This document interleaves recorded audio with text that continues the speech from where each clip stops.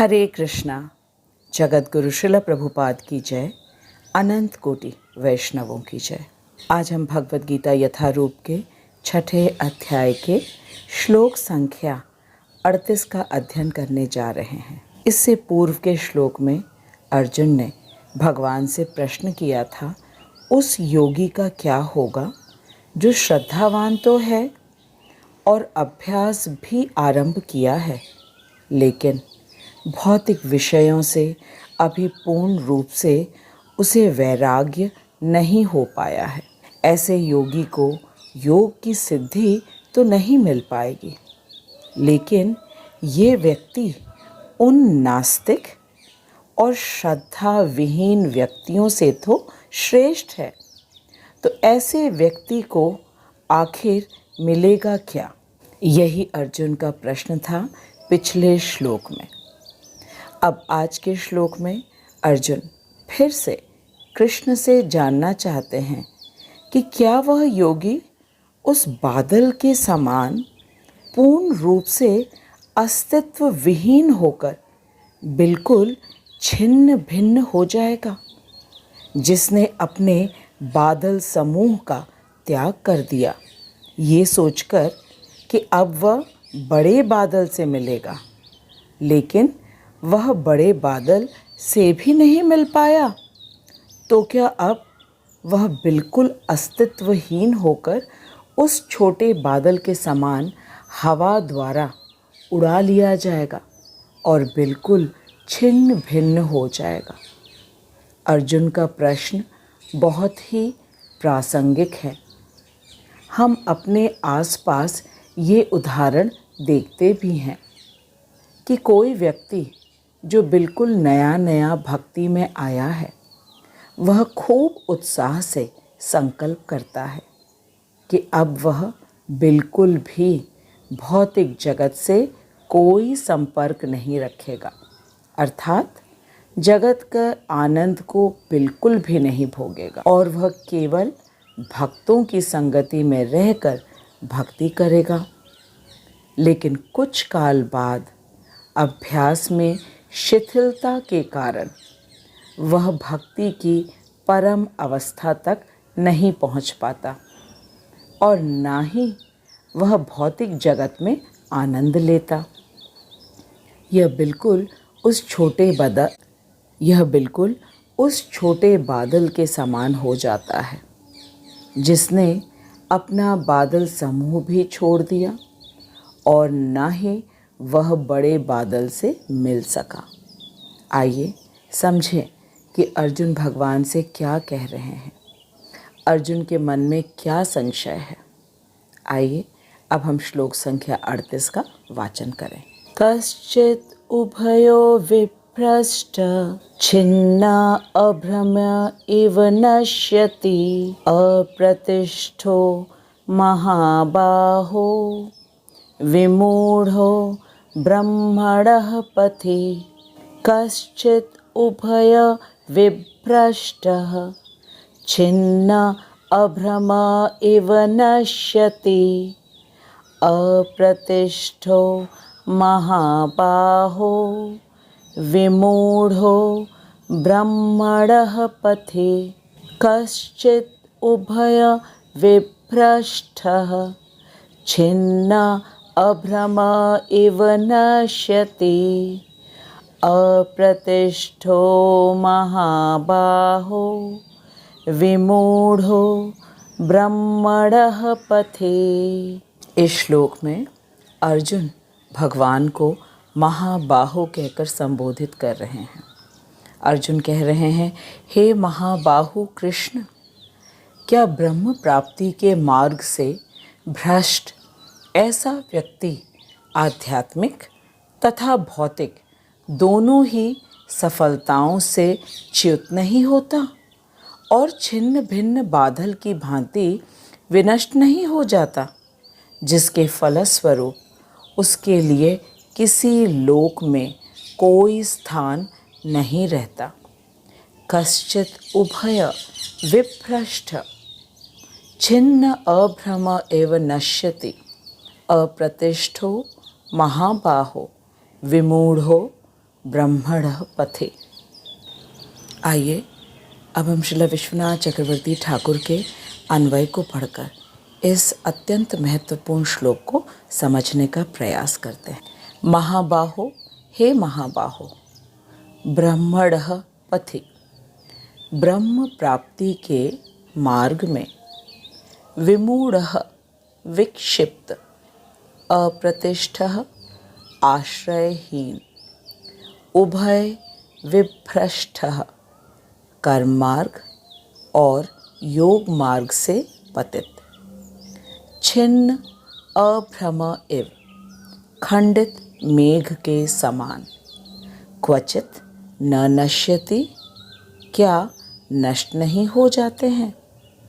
अर्जुन कह रहे हैं भगवान से, हे महाबाहो, ब्रह्म प्राप्ति के मार्ग में विक्षिप्त और आश्रयहीन तथा कर्म मार्ग एवं योग मार्ग दोनों से पतित पुरुष खंडित मेघ के समान छिन्न भिन्न होकर क्या नष्ट नहीं हो जाते हैं। ये प्रश्न अर्जुन ने भगवान से किया। श्रील विश्वनाथ चक्रवर्ती ठाकुर हमें अर्जुन के मन के भाव को समझा रहे हैं।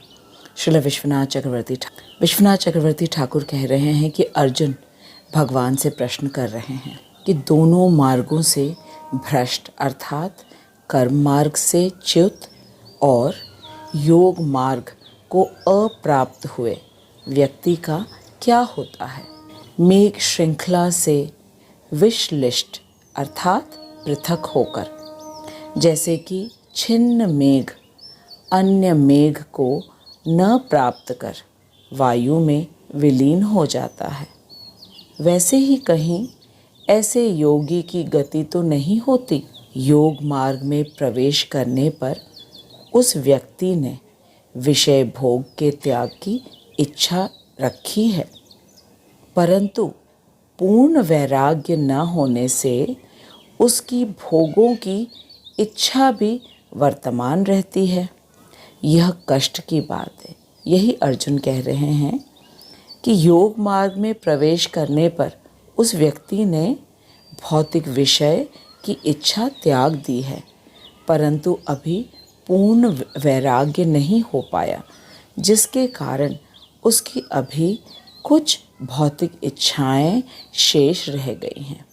यही कष्ट की बात अर्जुन कह रहे हैं। फिर आगे अर्जुन कह रहे हैं कि स्वर्ग साधन कर्म के अभाव में परलोक में उसका स्वर्ग भी नष्ट हो जाता है और मोक्ष साधन योग की सिद्धि नहीं होने से मोक्ष भी नष्ट हो जाता है। इससे ऐसा प्रतीत होता है कि दोनों ही लोकों में उसका नाश हो गया। अर्जुन के कहने का मतलब है कि अब वह व्यक्ति सकाम कर्म बिल्कुल नहीं करने की इच्छा है और वो करता भी नहीं है संसार के भोगों को भोगने के लिए, लेकिन साधन में अभी परिपक्वता नहीं है, अर्थात अभ्यास और वैराग्य में दृढ़ता नहीं है, इसलिए वह योग की सिद्धि को भी नहीं प्राप्त कर सका। तो ऐसे व्यक्ति के लिए, ऐसे योगी के लिए अर्जुन कह रहे हैं कि ऐसा प्रतीत होता है कि दोनों ही लोकों में उसका नाश हो गया। भौतिक जगत में भी उसने कभी भी आनंद नहीं लिया और ब्रह्म की प्राप्ति भी नहीं हुई। यही अर्जुन कह रहे हैं कि मैं आपसे पूछता हूँ कि ब्रह्म प्राप्ति के साधन पथ में विमूढ़ और निराश्रय व्यक्ति का नाश होता है अथवा नहीं। बहुत महत्वपूर्ण प्रश्न अर्जुन ने हम सबको ध्यान में रखते हुए पूछा है, क्योंकि हम सब भी कुछ न कुछ साधन अवश्य कर रहे हैं भगवत प्राप्ति के लिए, लेकिन अभी दृढ़ता का अभाव है। तो क्या होगा हम सब का, यही अर्जुन के मन में चिंता है। श्रील विश्वनाथ चक्रवर्ती ठाकुर की जय। अब हम श्रील प्रभुपाद के तात्पर्य को पढ़कर इस श्लोक को और सरल भाषा में समझने का प्रयास करेंगे। श्रील प्रभुपाद की जय, अनंत कोटि वैष्णवों की जय। श्रील प्रभुपाद हमें अपने तात्पर्य में बता रहे हैं कि उन्नति के दो मार्ग हैं।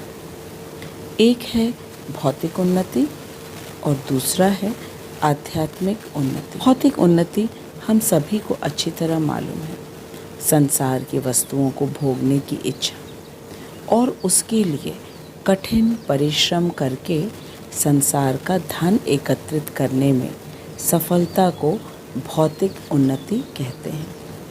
और आध्यात्मिक उन्नति उसे कहते हैं जब व्यक्ति अपने आप को आत्मा के रूप में जान लेता है तथा वह यह भी जान लेता है कि वह भगवान का अंश है तथा भगवान श्री कृष्ण है और भगवान प्रत्येक जीव के हृदय में परमात्मा स्वरूप में है और साथ ही भगवान अपने ब्रह्म ज्योति के रूप में सर्वव्यापी है। इस ज्ञान को लेने के प्रयास में जो व्यक्ति लगा रहता है और जो अपने आप को इस भौतिक जगत का नहीं मानता, ऐसे व्यक्ति को आध्यात्मिक पथ का पथिक कहते हैं। ये हुआ उन्नति के दो मार्ग। श्रील प्रभुपाद हमें बता रहे हैं कि भौतिकतावादी व्यक्तियों की आध्यात्म में कोई रुचि नहीं होती है, अतः वे आर्थिक विकास द्वारा भौतिक प्रगति में अत्यधिक रुचि लेते हैं। वे आर्थिक विकास द्वारा भौतिक प्रगति में अत्यधिक रुचि लेते हैं या फिर समुचित कार्य द्वारा उच्चतर लोकों को प्राप्त करने में अधिक रुचि रखते हैं। समुचित कार्य अर्थात वेदों में बताए गए कार्य की पद्धति के द्वारा वे स्वर्ग लोक को प्राप्त करना चाहते हैं। ये हुआ भौतिकतावादी व्यक्तियों की रुचि के विषय में।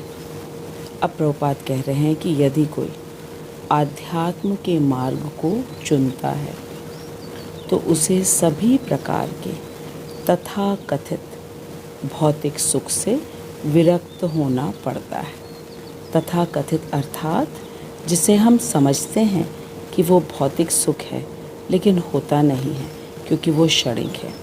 तो प्रभुपाद यहाँ कह रहे हैं कि यदि कोई आध्यात्म के मार्ग को चुनता है तो उसे सभी प्रकार के इस तथाकथित भौतिक जगत के सुख से विरक्त होना पड़ता है। फिर प्रभुपाद कह रहे हैं कि लेकिन यदि कोई आध्यात्म पथ का साधक जो कि आध्यात्म में प्रयत्नशील है पर वर्तमान समय में अभी पूर्ण रूप से भौतिक सुखों से विरक्त नहीं हो पाया है, ऐसे व्यक्ति को महत्वाकांक्षी ब्रह्मवादी कहा जाता है। और जब ऐसा महत्वाकांक्षी ब्रह्मवादी वह असफल होता है तो वह दोनों ओर से जाता है। प्रभुपाद कह रहे हैं कि जब ऐसा महत्वाकांक्षी ब्रह्मवादी असफल होता है तो वह दोनों ओर से जाता है। सरल शब्दों में प्रभुपाद समझा रहे हैं कि वह न तो भौतिक सुख भोग पाता है और न आध्यात्मिक सफलता को प्राप्त कर सकता है। उसका कोई स्थान नहीं रहता, वह छिन्न भिन्न बादल के समान होता है। प्रभुपाद हमें समझा रहे हैं कि कभी कभी आकाश में एक बादल छोटे बादल खंड से विलग होकर बड़े खंड से जा मिलता है, किंतु यदि वह बड़े खंड से नहीं जुड़ पाता तो वह वायु द्वारा बहा लिया जाता है।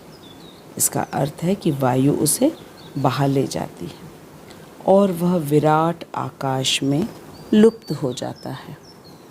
ब्रह्मणः पथि अर्थात ब्रह्म साक्षात्कार का मार्ग है जो अपने आप को परमेश्वर का अभिन्न अंश जान लेने पर प्राप्त होता है।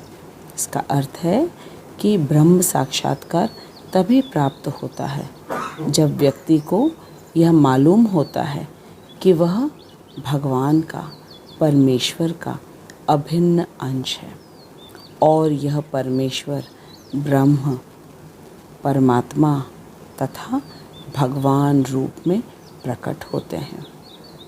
भगवान श्री कृष्ण परम सत्य के रूप, परम सत्य के पूर्ण प्राकट्य हैं। अतः जो इस परम पुरुष की शरण में जाता है वही सफल योगी है। बहुत अच्छी तरह प्रभुपाद ने हमें समझाया कि भगवान श्री कृष्ण परम सत्य के पूर्ण प्राकट्य हैं और जो इस परम पुरुष की शरण में जाता है अर्थात शरणागति स्वीकार करता है वही सफल योगी है। ब्रह्म तथा परमात्मा साक्षात्कार के माध्यम से जीवन के इस लक्ष्य तक पहुँचने में अनेकों नेक जन्म लग जाते हैं। बहुनाम जन्मनाम अन्ते ज्ञानवाम माम प्रपद्यते। अतः दिव्य साक्षात्कार का सर्वश्रेष्ठ मार्ग भक्ति योग या कृष्ण भावनामृत की प्रत्यक्ष विधि है। श्रील प्रभुपाद ने हमें इस मनुष्य जीवन का जो सर्वोच्च लक्ष्य है दिव्य साक्षात्कार, उसका जो सबसे सर्वश्रेष्ठ मार्ग है वो हमें प्रभुपाद ने बता दिया कि वह भक्ति योग या कृष्ण भावनामृत की प्रत्यक्ष विधि के द्वारा प्राप्त किया जा सकता है। श्रील प्रभुपाद कह रहे हैं कि परम योगी बनना ही प्रत्येक मनुष्य का परम लक्ष्य है और परम योगी ज्ञान योग, ध्यान योग तथा भक्ति योग के मार्ग से सिद्ध हो जाता है। ज्ञान योग से सर्वव्यापी ब्रह्म ज्योति तक पहुंचता है एक साधक। ध्यान योग से हृदय में विराजमान विष्णु रूप परमात्मा का दर्शन प्राप्त करता है और भक्ति मार्ग में साधक कृष्ण कथा का श्रवण करके साक्षात भगवान कृष्ण नंद नंदन का अनुभव करता है और नंद नंदन की अनुभूति कर उनकी प्रेम पूर्वक सेवा में लगना ही मनुष्य जीवन का परम लक्ष्य है।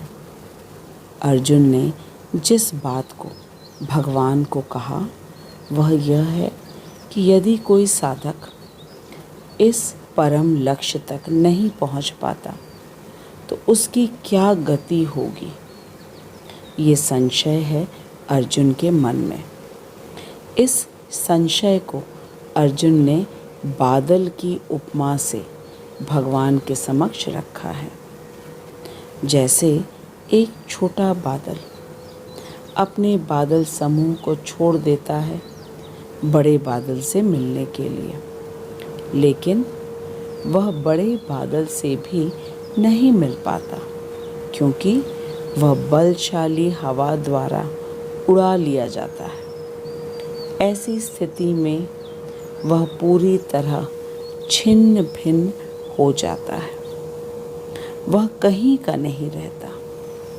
इस बादल की उपमा में जो छोटा बादल है वह व्यक्ति है जो कि अभी भक्ति मार्ग का नया नया पथिक है। बादल समूह है घर, परिवार, मित्रगण तथा भौतिक आनंद, जैसे कि अच्छा खाना खाना, अच्छे वस्त्र पहनना, घूमना फिरना, अच्छा घर होना इत्यादि इत्यादि। यही सब भौतिक आनंद के विषय हैं। और बड़ा बादल है भगवान और भगवान के भक्तों का साथ। हवा है प्रबल भौतिक इच्छाएं। इस प्रकार अर्जुन ने छोटे बादल की उपमा से भगवान से प्रश्न पूछा कि क्या होगा उस साधक का जिसने अध्यात्म के मार्ग में चलना आरंभ तो किया है श्रद्धा और उत्साह से, लेकिन अभ्यास और वैराग्य के अभाव में अभी वर्तमान समय में भौतिक जगत के आकर्षण से पूर्ण विरक्ति नहीं हो पाई। इस प्रकार वह साधक न तो पूर्ण योगी बन पाता है और न ही संसार का भौतिक आनंद ले पाता है। बहुत स्पष्ट रूप से अर्जुन ने यही कहा कि वह साधक न तो पूर्ण योगी बन पाता है और न ही संसार का भौतिक आनंद ले पाता है। इस प्रकार दोनों तरफ ही उसका नुकसान हो जाता है। अब अर्जुन पूछ रहे हैं भगवान से कि क्या होगा ऐसे साधक का। यही चिंता है अर्जुन को। अगले श्लोक में भी अर्जुन अपनी चिंता को भगवान के समक्ष व्यक्त करेंगे और भगवान से ही मार्ग निर्देश मांगेंगे। मैं श्रीला प्रभुपाद, श्रीला विश्वनाथ चक्रवर्ती ठाकुर और मेरे शिक्षा गुरु हिज ग्रेस हरिमोहन दास प्रभु जी को दंडवत प्रणाम करती हूँ, जिनकी अहेतुकी कृपा से हम भगवत गीता के परम गुह्य ज्ञान को इतनी सरलता से समझ पा रहे हैं। मैं आपको भी दंडवत प्रणाम करती हूँ कि आप अपना बहुमूल्य समय निकालकर भगवान के वचनों को इतनी श्रद्धा और उत्साह के साथ आप सुन रहे हैं। अब हम अगले सप्ताह मिलेंगे अर्जुन के अगले प्रश्न को लेकर के। तब तक आप हरे कृष्ण महामंत्र का जप करिए और इस वीडियो को खूब अच्छी तरह देखिए, लाइक कीजिए और खूब शेयर करिए, क्योंकि कृष्ण से संबंधित जिस कार्य को भी हम करते हैं वह भक्ति में आता है और भक्ति का कभी विनाश या ह्रास नहीं होता है। जगत गुरु श्रीला प्रभुपाद की जय, अनंत कोटि वैष्णवों की जय।